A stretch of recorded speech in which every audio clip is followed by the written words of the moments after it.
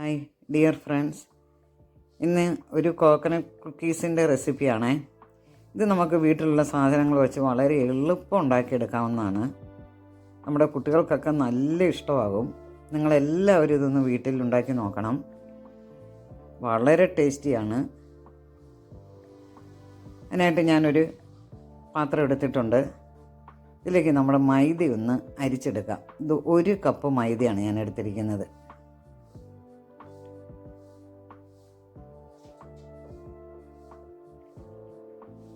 ഒരു 1/4 teaspoon baking powder കൂടി ഇട്ടൊന്ന് അരിച്ചെടുക്കാം. ബേക്കിംഗ് പൗഡർ ഇല്ലെങ്കിൽ ബേക്കിംഗ് സോഡ ഒരു നുള്ളിട്ടാലും മതി.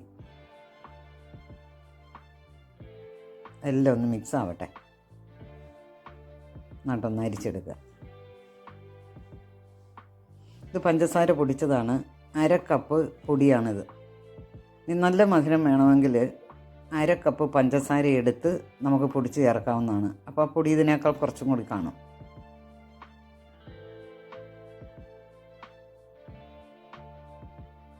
മിക്സ് ചെയ്യാം.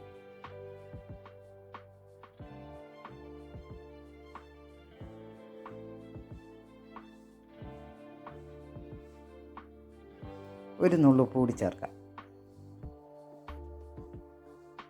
ഇത് ഡെസിക്കേറ്റഡ് കോക്കനട്ടാണ്.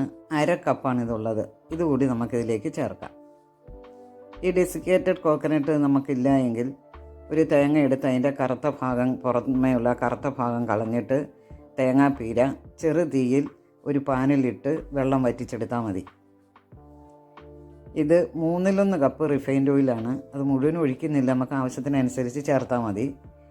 ഇതിന് പകരം നമുക്ക് ബട്ടറും ചേർക്കാവുന്നതാണ്. ബട്ടറുണ്ട്, ബട്ടർ ചേർക്കുക. ഇനി ബട്ടർ ഇല്ല എങ്കിൽ സൺഫ്ലവർ ഓയിൽ ചേർക്കാം. ഇത് സൺഫ്ലവർ ഓയിലാണ്, ഞാൻ ബാക്കിയും കൂടെ ചേർക്കുകയാണ്. അപ്പോൾ 1/3 കപ്പ് സൺഫ്ലവർ ഓയിലും ചേർത്തിട്ടുണ്ട്.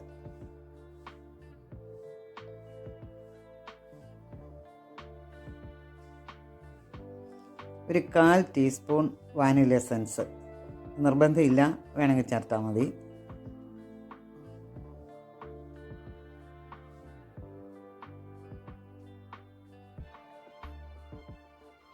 ഇനി നമുക്കിതൊന്ന് നന്നായിട്ട് കുഴച്ചെടുക്കണം. ഒരു ചപ്പാത്തിയുടെയൊക്കെ മാവിൻ്റെ പാകം.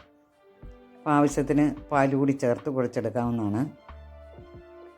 ആദ്യം ഞാൻ 1 ടേബിൾ സ്പൂൺ പാൽ ചേർക്കുന്നുണ്ട്. അത് കുഴച്ച് നോക്കിയിട്ട് വേണേ ഇനി ചേർത്താൽ മതി.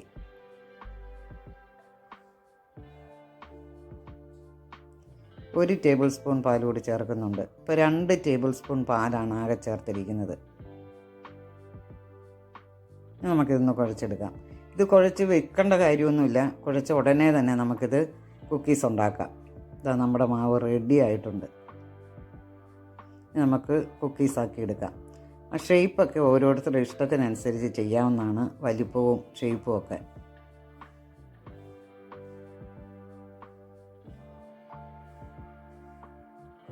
ഇതുപോലെ ഒന്ന് പരത്തിയെടുക്കുക.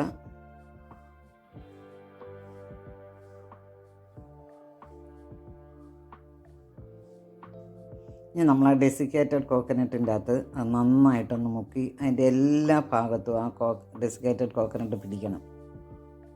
ഇതാണ്ടോ, ഇതുപോലെ ബാക്കി എല്ലാ കുക്കീസും ഉണ്ടാക്കിയെടുക്കുക.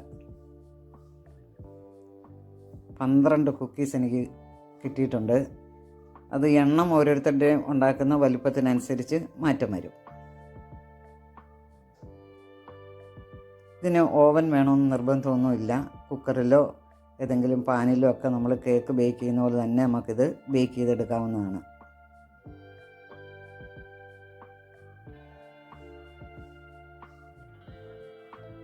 പ്രീ ഹീറ്റ് ചെയ്ത് വെച്ചിരിക്കുന്ന ഓവനിലേക്ക് നമുക്കിനി നമ്മുടെ ഈ കുക്കീസ് മാറ്റാം.